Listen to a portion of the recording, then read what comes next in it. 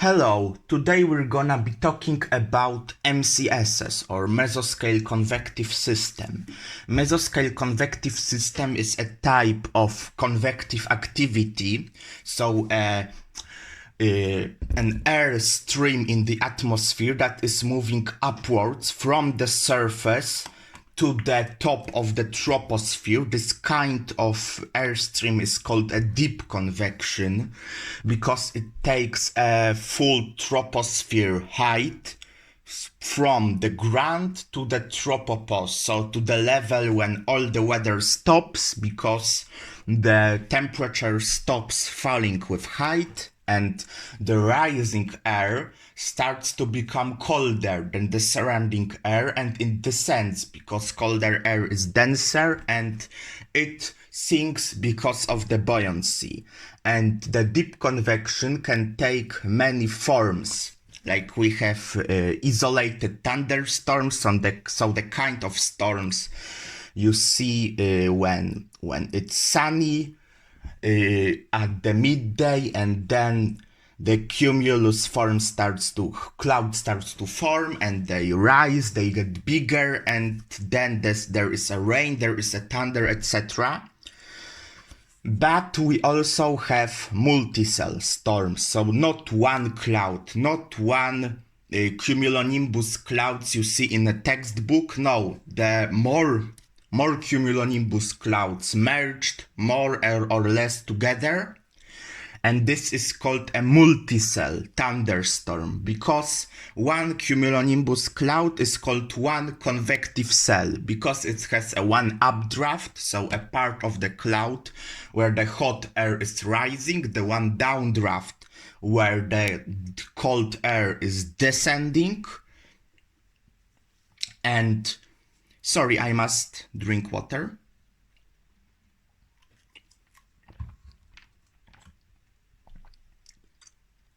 Okay, so now imagine there is no one cloud, there is a lot of these clouds, like maybe 10 updrafts, 10 downdrafts, and the formation the cloud take gets at least 100 kilometer wide or 100 kilometer in at least one dimension, like a straight line. The longest you can make between 2 points in the meteorological formation is at least 100 kilometer wide. At this point we're dealing about MCS, so mesoscale convective system. Mesoscale is about maybe 10 to 1000 kilometer, and it's a scale where you can see MCSs and details of things like atmospheric fronts, like the part of fronts that are less that are smaller than what you would see on, for example, satellite photos. Typically you see the large frontal band, the long cloud formations. At a mesoscale you are looking at particular cloud like populations, the cloud the more detailed parts of the particular part of the front. And when you're, for example, learning for a sailing exam, we're talking about squall lines at the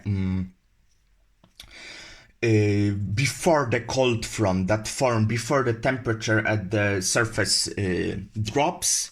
You have this large cumulonimbus cloud that is looking like a mushroom, and it is pushed by the cold air. But in reality it's not that simple. The cold front is only one of many things that can initiate the formation of the MCS, and not all cold fronts form the MCSs, and a squall line is one of a lot of types of cloud formations that can be called MCSs. So at the beginning we're gonna say three. I think the most logical way to divide MCSs, since the this part of meteorology, this field is not as detailed as other parts. I mean other parts, the more typical one, like warm fronts, cold fronts, the thing with as a humanity learned at the beginning of the 20th century. No, MCSs is a newer concept. It was introduced in the times where there was when the storm chasing became popular, when people were focusing on preventing damages caused by more local types of winds, like we were talking about in the first episode of my podcast. And in this time, approximately, the MCS were discovered. So it was discovered that some cumulonimbus clouds form a larger formations and were stick together, they move together and have some set of typical phenomena associated with them. But as I said, MCS doesn't develop out of the blue. It has to be some set of parameters you can derive, for example, by looking at the sounding. So the type of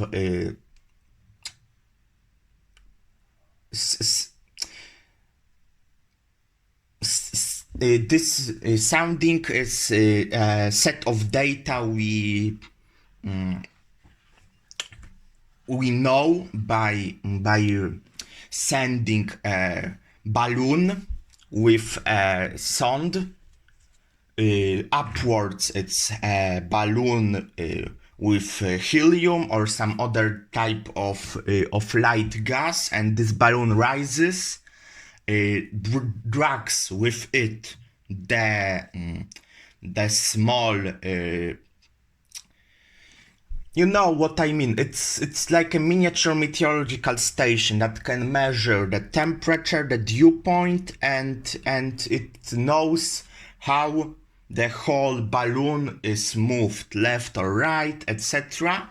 And by knowing these three data, we can derive a lot of important parameters for measuring the probability of development of things like MCS, but not only MCS, actually a lot of different phenomena. And we know what set of factors is needed for development of MCS. The first one is obviously a CAPE.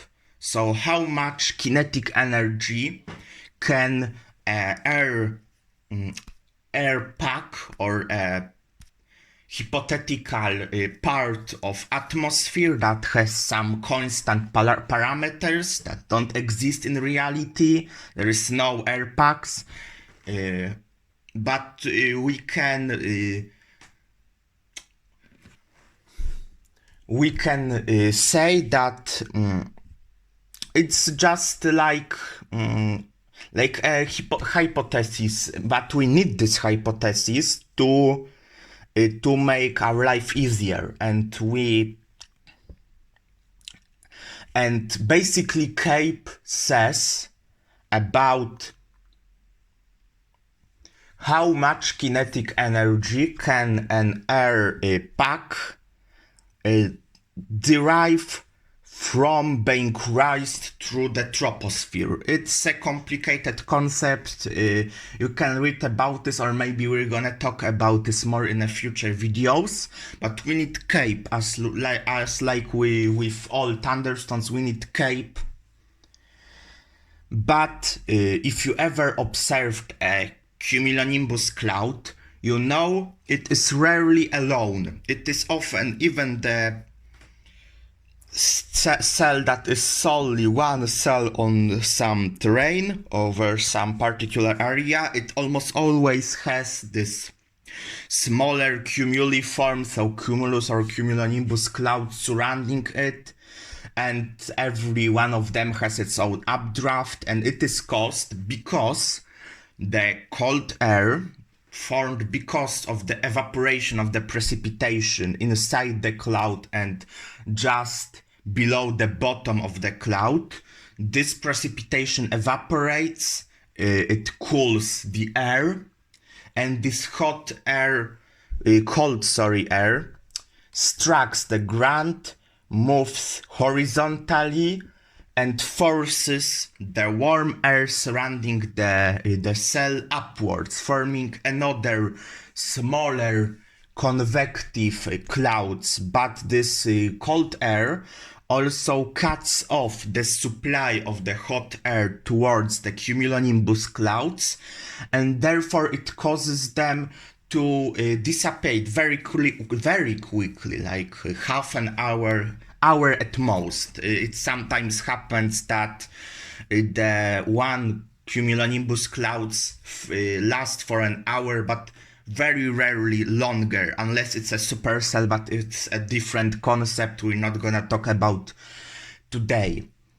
But if we want it to survive longer and maybe form some set of different clouds around the one first cloud, we need the cold air to fall not directly above the warm air, cutting it, pushing it towards the surface and messing with the whole circulation inside the cloud. We want the cold air to fall next, not in the same area next to the warm air, and we can achieve it by measuring something called a wind shear. So how much the wind change in direction and direction and all velocity in a different heights above the ground. We most commonly use 0.6 kilometer bulk shear. That means we're using the radio sound we were talking about before. We measure the wind direction and speed at the ground and at the 6 kilometers above the ground level, so AGL, and we draw a vector connecting the connecting the two vectors. You can look at it at the internet. There is gonna be a lot images, so you can have a way to think about it in a better way than I just explained. And this vector says us how much the wind direction and speed is changing with the height. And once we know it, we can say that there is a larger probability of the cold air not cutting the warm air, not interfering with the supply of the hot air into the cumulonimbus cloud, and therefore make the cumulonimbus cloud life longer, and therefore make it more probable and more prone to developing other smaller clouds that will grow and form other cumulonimbus clouds.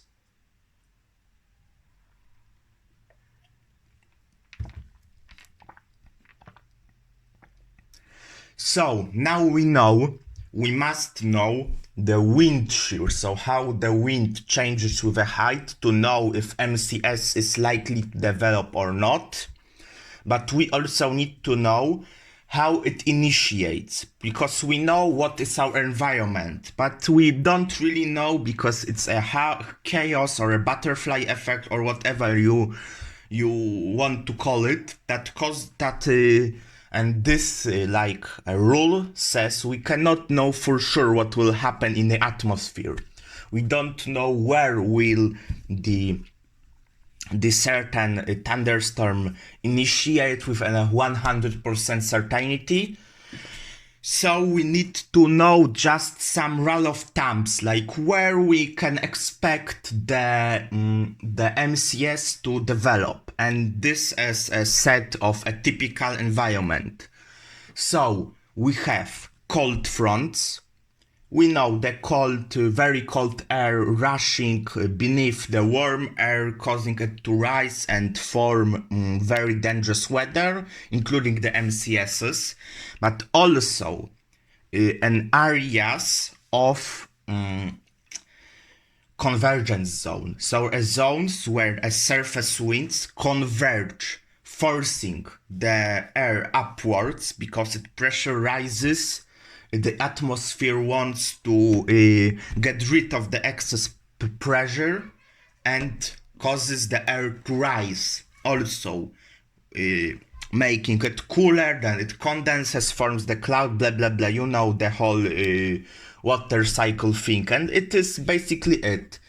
So if we have a very hot day, humid day with large dew point temperatures, and then the convergence zone moves over such area, there is a large probability that we're gonna have a rapid development of thunderstorms, the convective cells that will merge at some time later together, forming MCS, especially if we're dealing with something called a loaded shotgun type of weather. So when it isn't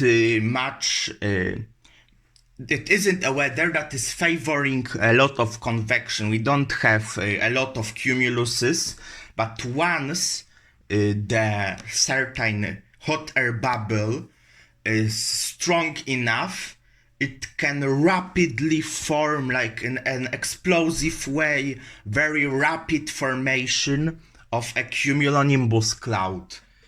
And it is a very dangerous thing. It often is associated with tornadoes, large hails, strong local winds like microbursts and downbursts, and a whole set of dangerous phenomena. And once the MCS is initiated, as I said, the cold air, so-called the cold pool, because it's like a pool of air sitting near the ground, is pushed by a low-level winds, sometimes low-level jet, as it is called when it is really strong, and the cold air push starts to cause a rise of warm air, like in a part of the cold pool that is like with a conflict with the warm air that causes it to rise, that is trying to replace the warm air, try to push it. It rises usually upwards and causes a further development of cells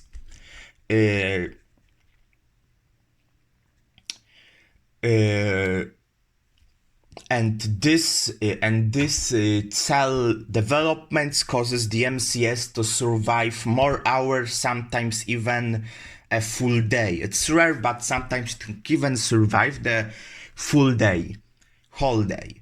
But few minutes ago I declared that I'm gonna be talking about a most logical way to divide the MCSs, and it's very simple. We have squall lines, or this type of squall line that is very I don't know how to call this, but it's really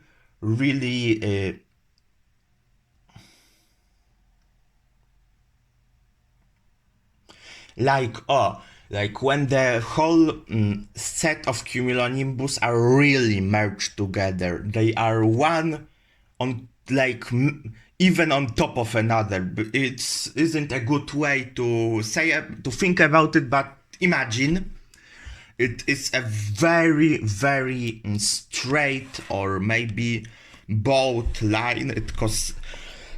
It is something called a bow echo. So a bow of thunderstorm pushed in the middle by a cold air from behind. It is associated with very strong winds, straight line winds, beautiful shelf clouds, and this kind of phenomena. We have the more broken line-like phenomena, less regular type of squall line that doesn't look as pretty on radar. It's more chaotic with smaller, larger individual cells. And it is not without a reason called broken line, because it just looks broken on the radar. Okay.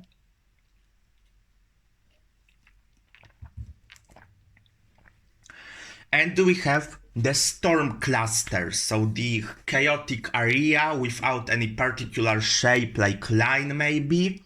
It's just an area of chaotically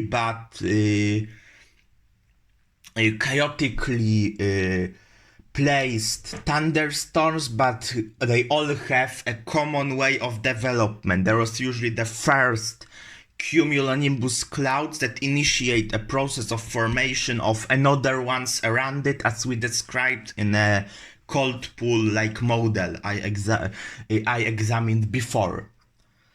So, okay, so we now know the types, why it initiates, but we now want to know how it ends. Why the MCS doesn't last forever, because it's a self-sustaining system. The cold air, the warm air, it all is a system that is constantly supplying itself with an energy. It's not a perpetuum mobile, since there is still energy needed from outside of this.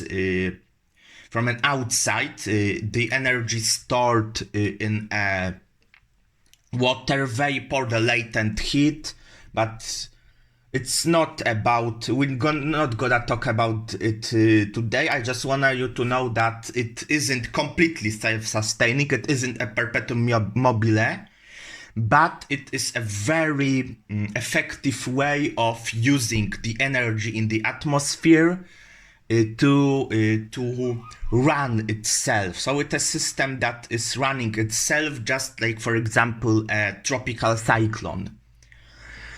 But as we all know, all things end, everything ends, even our life.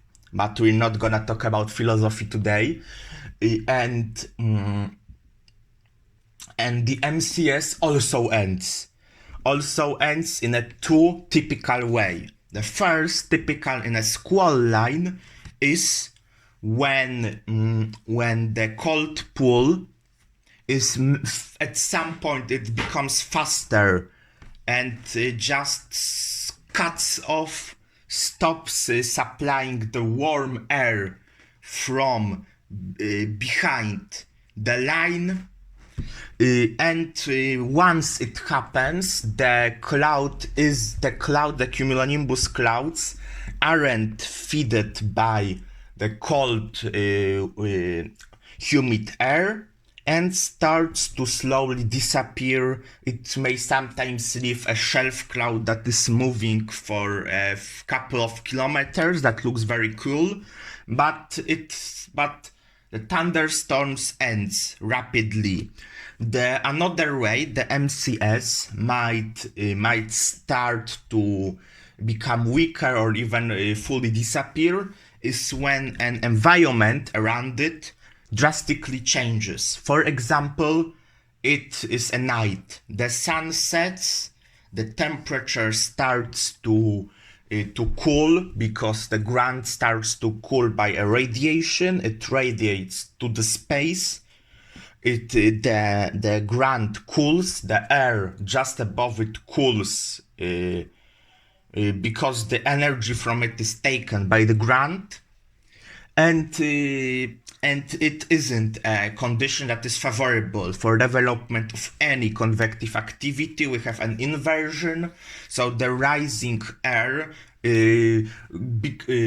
becomes colder very fast than the surrounding air and just returns to its original position near the ground. This type of stability, it's this very stable atmosphere, is called a stable atmosphere.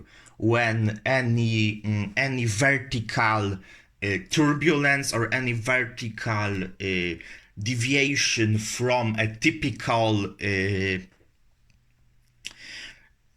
from a typical profile is quickly removed by the atmosphere itself, and it is called a stable atmosphere. It also and these are typical two ways the MCS end. One usually at night or in some unfavorable condition, like when it's like, okay, I must drink.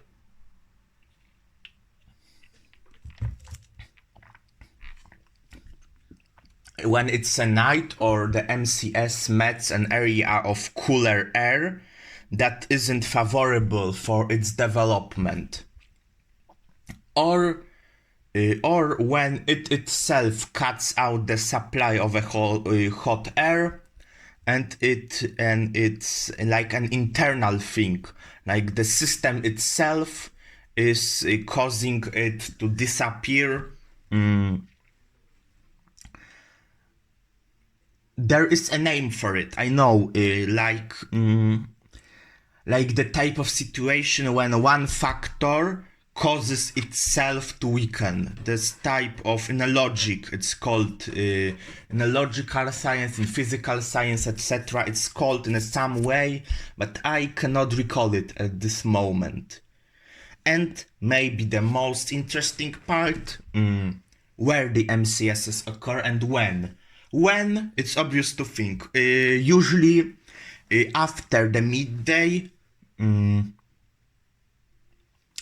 the afternoon or in early hours of the night, when the atmosphere is the most hot, the most unstable, except over the oceans, where it's not so obvious. The water temperature variation between day and night are much smaller than in the land, and therefore it's not so obvious when MCS occur over water. The same applies for things like the maritime continent in the north of the Australia. There also were a scientific study that says the MCSs and or thunderstorms don't follow the typical diurnal cycle seen in, for example, USA or Europe.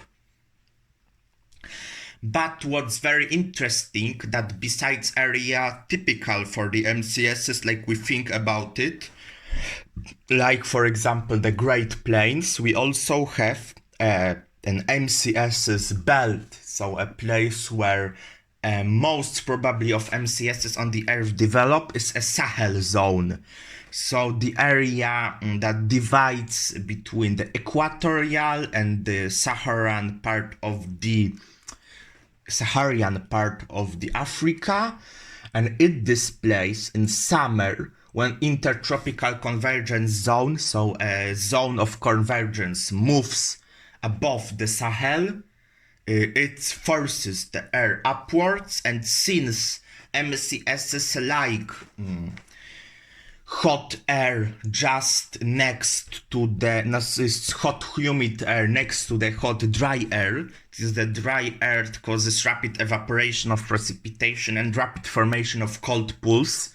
And the fact that we have a whole set of jet streams, like the African jet stream, the easterly jet stream that is stretching from India through Africa, moving eastward, which is different to a jet stream in a mid-latitudes moving westward, and the whole set of the jet streams makes the wind shear to become very favorable for development of easterly moving squall lines, usually that move through the African countries, even over the Atlantic, and they sometimes may even initiate the formation of a tropical cyclone. There is also things called easterly or tropical waves involved, but it is not a topic for today's podcast. So thank you very much. I'm very happy that you were with me today. And see you next time. Bye bye.